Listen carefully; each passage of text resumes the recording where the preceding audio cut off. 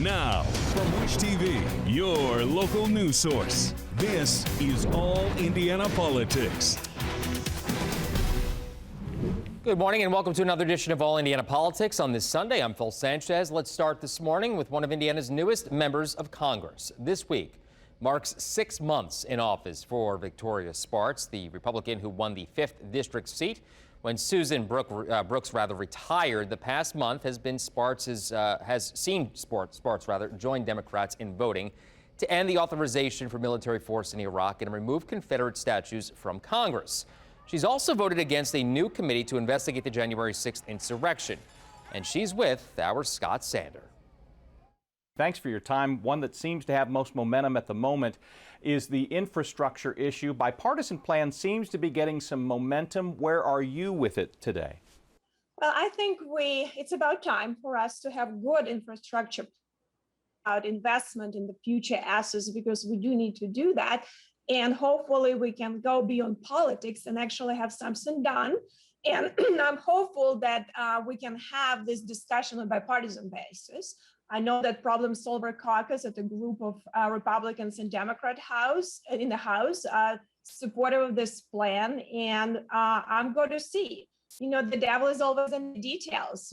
This is just a concept for now, but I'm looking forward to see what the plan is going to be. Representatives on either side have flatly rejected certain versions of it. Does anything leap out at you to this one, even if it is a work in progress, that would be a disqualifier, or do you have optimism about it? Well, I have to stay optimistic because we have to deliver some results. I definitely do not believe it's a time for us to increase taxes or do wasteful spending. We need to be smart and invest in actual hard infrastructure and how we can pay for it through some user fees or maybe repurposing some of the spending that already been done in the previous bills. But I don't think it's a good time for the economy to start increasing taxes because, our economy right now in a very, challenging times. We're recovering after the pandemic. So I think it's smart for us not to increase taxes. On pandemic issues, of course, the federal unemployment insurance add-on that so many people have been relying on for some time is set to expire in September. Because it's also a major issue here in Indiana, that its future is very much in question. It could end early. It could be extended. Where is that conversation now? Well, I truly believe every time I roundtables with large employers, with small employers, and talking to people in the district, with a shortage of employees. And we need to make sure that people get back to work, have jobs, and have meaningful careers so they can grow their careers and be able to make money, not staying home. So I think this unemployment incentives creating perverse incentives for people not to work. And I think it would be a terrible idea for us to extend these benefits further. You have some strong feelings on the way Congress is addressing the issue of crime. You've joined some in saying that committees need to get back to their basic foundational directives and address it. You have a Marion County story to tell when you have those national conversations, it would seem, with the homicide rate, which has been high for years now, again, making a run at another record. Well, I think it's unfortunate that public safety became a politicized issue too, as a lot of other issues, because one of the core government functions is protect people's life and make sure that we have good public safety for the people. And I think there are a lot of factors, that contribute into that. I believe we need to do a better job working and with our police force that, our policemen are respected. And if we have some, bad apples, we need to deal with them. But officers risk their lives every day to protect us, and we need to make sure that we have good police force and make sure that we help these people, to be better if they need to become better. There is another issue. When we open the border and have an enormous increase in drug trafficking, it creates more crimes. It creates much more violence, and we have to be very careful because cartels are taking more and more control of the border, and FBI, instead of dealing with drug trafficking and human trafficking and cartels, are now also doing with politics and, American citizens and doing a lot of political stuff. And it's unfortunate for me to see what FBI is doing right now, too. You've been on a subcommittee that closely deals with immigration issues. You've had the opportunity to visit the southern border. You've mentioned bipartisanship a couple of times in this conversation. You've gone with Republicans and Democrats on those issues. Is there a conversation that could yield results without a straight party line fracture? It's a very difficult conversation, unfortunately, right now. We're very far apart. There are a few smaller issues. I'm talking with my Democrat colleagues related to visas and legal immigration, how maybe we can improve. But generally, this issue also became very, and no one wants to have a serious discussion. And it's really sad for me to see because it is a national security issue. We right now put so much pressure on Border Patrol with really, influx from Central America, that they don't have as much capacity to deal with criminal terrorists that potentially can cross that border. So we have to have it, and hopefully we can do it before something bad happens. And unfortunately, government doesn't want to be proactive. So I'll continue talking to my colleagues and putting pressure on administration. I sent a letter to DHS secretary just yesterday to really look that they're watering down a lot of processes in corners and actually put these migrant children, unaccompanied minors, safety at risk by doing that. And actually what brought up to me by their employees. And I wanted to clarify that I think it's not a good way to cut corners instead of dealing with the issue. To the January 6th Commission, you were steadfast against both of the versions, the bipartisan split idea, and then this one that is weighted clearly with more Democrats than Republicans. Those votes both prompted a lot of conversation. In fact, they split the Indiana congressional delegation. But now that the committee does exist, whether you wanted it to exist or not, should Republicans participate in it or give Democrats free and unfettered access to the information and the floor when they do hold hearings and whatnot? Do you think Republicans should be on that panel since it does exist? Well, unfortunately, it seems like January 6th situation became a witch hunt for President Trump. It became politicized, and I actually sent a letter on January 8th and asking Speaker Pelosi to really look what's happened and why we were so ill prepared to a large gathering, any large demonstration can bring some violence, and regardless, what it is. And I was very surprised to see how unprepared we were.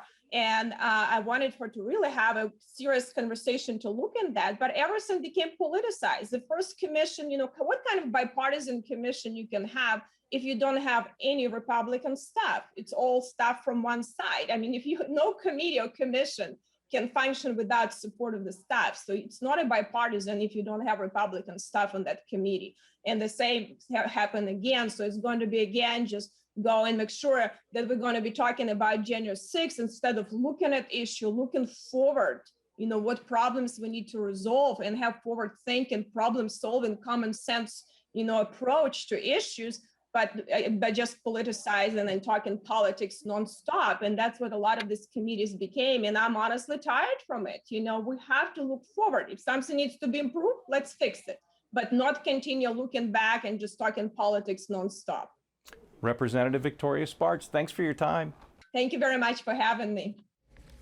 Our thanks again to Congresswoman Spartz. Let's talk about Indiana Democrats now.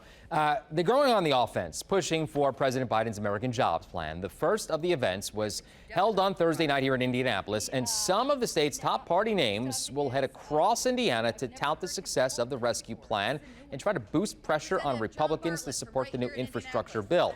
Congressman Andre Carson says the plan could create up to 20 million jobs over the next decade.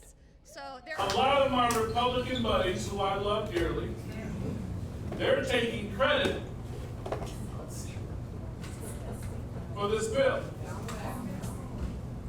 At the same time, when they had the opportunity to pass it, they turned their backs on the bill. But guess who's going to be at the ribbon cuttings? We love them, but it's dishonest. Now, many of them were more concerned with serving Donald Trump than serving the American people. And many of them are still afraid that Donald Trump, after these maps come out, He's going to be campaigning in their districts, targeting many of them. So they're afraid to do what's right for their constituents. Carson also touted expansion on broadband internet and the U.S. conversion to electric vehicles. Coming up, demanding answers from the state about the unemployment system, what our Richard Essex discovered when he went to the state government center. Welcome back to All Indiana Politics on this Sunday. Let's start again to unemployment here in Indiana. We're watching the legal fight play out over Governor Eric Holcomb's decision to end federal expanded benefits here in the state. We also continued to hear from self-employed Hoosiers now being told they have to repay thousands of dollars in benefits that they received. And it's all happening with a frustrating lack of answers from the Department of Workforce Development. Here's ITMate's Richard Essex. It has been 2 weeks since a Marion County judge ordered the state to start making federal unemployment payments again, and that hasn't happened. We have been asking the Department of Workforce Development for a sit-down interview with the commissioner of that department for months, and repeatedly our requests are denied. So today, we decided to come downtown Indianapolis to the state office building to make the request in person. The Department of Workforce Development's main office appears to be right next to the public entrance of the Government Center South building. Hi, I'm Richard Essex with Wish TV. We're trying to make an appointment to see the commissioner, Fred Payne. Is this the office? Well, this is, you can go down to the other office and see if they can get a hold of him for you. The security guard hired by the state wasn't sure where the Commissioner of Workforce Development, Fred Payne's office was located. She did escort us to another office that she called the intake office. Once we were inside that office, we made the same request. Can we speak with the commissioner? The lady behind the desk said that she was new to the job and wasn't sure who we needed to talk with. We waited for almost an hour when we were told someone was coming out to talk with us. Okay, who's that? Are you closing up for the day? No, not at all. Actually, that's a good question for you. Absolutely not. Then the office door was closed and locked. Well, there you go. They closed the door on us. We waited patiently in the hallway, the same way more than 100,000 Hoosiers have been waiting after the state pulled out of expanded federal unemployment benefits on June 19th, and as the governor appeals a judge's order to resume the payments. As it turns out, we were not the only ones in the building trying to get answers in person. Meet Kathy Dean of Indianapolis. Kathy told us that the Department of Workforce Development claims that she was overpaid. Dean has grown tired of waiting for callbacks and unanswered emails, so she came downtown looking for answers. What about people that work for years and put time into this and have to work and wait on this money? You know, so y'all want to stop our PUA? Just go right ahead on and give us our money from unemployment back pay all at one time so we can go ahead on and live. Dean was told by a security guard to make an appointment. We continue to wait for someone from the Department of Workforce Development to come out and talk with us, or at least make an appointment. There were several people in the office. None of them bothered to come to the door. So when will the Department of Workforce Development continue to make federal unemployment payments? Well, it's just one of many questions the department has avoided answering. In downtown Indianapolis, Richard Essex, Wish TV, WishTV.com, and follow us on Facebook. Take All Indiana Politics on the go with you. Download our podcast now. Part of the All Indiana Podcast Network and allindianapodcastnetwork.com. Welcome back to All Indiana Politics as we welcome back Democrat Brian Gaddy and Republican Whitley Yates. Good to see you both. Let's start talking jobs on this Sunday morning. The U.S. economy added 850,000 of them in June, but the unemployment rate ticked up to 5.9%. Brian, we'll start with you here. Is this a sign that the economy is on the right track? Absolutely. President Biden's plans are working. The American Rescue Plan is definitely working. Jobs are coming back. People are coming back to work. And there's no doubt about it, President Biden's plans are working. So we just need to stay on the right track, keep doing what he's doing. Whitley, your response. I don't necessarily feel like the jobs report has been good, specifically for the Black community. The unemployment rate has increased to 9.2% for Black Americans. It's increased for Hispanic and Latinos. It's increased for Asian Americans. And so while they're walking around the state of Indiana touting this rescue plan and how great it is, we're watching unemployment rise for underrepresented and minority communities. And so it may be great for some, but what's good for the goose isn't always good for the gander. Brian, you want to get in there and respond to that? Well, I don't, first of all, I don't know if those statistics are completely accurate. If you look at the job gains, obviously jobs are being increased all across the board. And I don't know if you can necessarily say that people of color are being left out of the job boom. I don't necessarily agree with that. I do believe, though, that our economy is definitely coming back. And you got to remember where we were a year ago. I mean, my goodness. COVID-19 was out of control. We had the worst economy since the Great Depression. President Trump was clueless on how to handle it. We've got a President Biden knows what he's doing. So just think about where we were last year and compare it to today. I think we're in a much better position. Well, I think understandably so, because as you mentioned, COVID, right? Absolutely. Whitley, does President Biden deserve credit? No, there are 9.5 million unemployed Americans, and that number rose in June. Absolutely not. Not at all. All right, let's talk COVID now, because the Delta variant becoming pretty serious, causing some parts of the country to see spikes in cases of COVID-19. Now, the CDC, ladies and gentlemen here, say that that's because not enough people are vaccinated. Brian, in your opinion, should we be worried? Absolutely should be worried. This Delta variant is really contagious. Look at how it decimated India. I mean, my goodness, it's right now the most contagious variant of COVID-19. And what's really so sad is that we have red state governors, mostly in the South, that are not really pushing to get the citizens of their states vaccinated. So really what we need is President Trump, because it's mostly Republicans that are refusing to get vaccinated.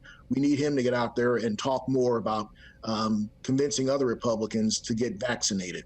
And we need to stop the conspiracy theories. QAnon obviously is promoting a lot of conspiracy theories. Right now, the GOP needs to stop acting like the GQP. And we really need for Republicans to be responsible and get vaccinated. If we don't get that done, the Delta variant has the potential of really taking off in the country. Numbers already spiking in Missouri. Missouri's not that far from Indiana, so we really need to get on it. Whitley, to Brian's point, is this a conspiracy theory or just people just making their own choices?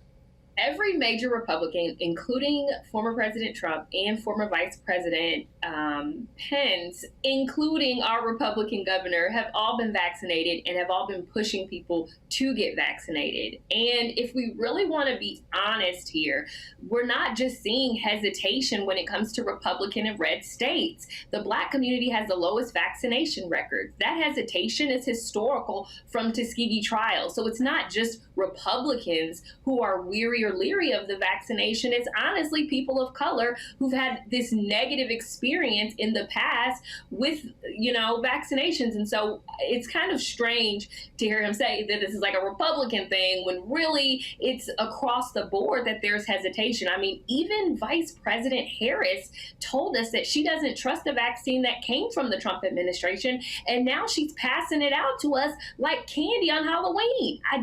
There hasn't been a consistent message. And so I don't think that the current administration has done a really good job. One minute they tell us not to trust what comes from the Trump administration. Now they're telling everyone that they need to go and get this vaccine. What is it? What's the truth? The current administration, President Biden and Vice President Harris, they have done an outstanding job. You got to remember, former President Trump, first of all, didn't even believe COVID-19 was serious. Remember the video of audio tape with Bob Woodward? Oh, I always tried to play it down, he said. He never really took it seriously. And when he finally understood how dangerous COVID-19 was, hundreds of thousands of Americans had died from it, and our economy was virtually destroyed, almost and let me destroyed. Let me jump in here quickly, Brian, because his former Surgeon General, our medical expert here at Wish TV, has said he's gone on Capitol Hill and, for the record, said let's not politicize the vaccine. Your response to that, because it sounds like it's being politicized here today. Well, I agree we shouldn't politicize it, but the problem is we've got Republicans out there that are not telling people to get vaccinated. They're not saying it in a consistent way. And Willie, I don't know what you're talking about. I mean, President Biden and Vice President Harris have been promoting people to get vaccinated. Okay. And we have millions of Americans that are vaccinated because of the excellent leadership of President Biden and Vice President Harris. All right, we'll leave it there. Brian Whitley, good to see you. Have a good rest of your weekend. We'll be right back. Thank you. And thank you for joining us for All Indiana Politics. We'll be back here next Sunday morning at 9:30. You can also find our brand new All Indiana Politics podcast. It's part of the All Indiana Podcast Network at wishtv.com. Have a great rest of your weekend.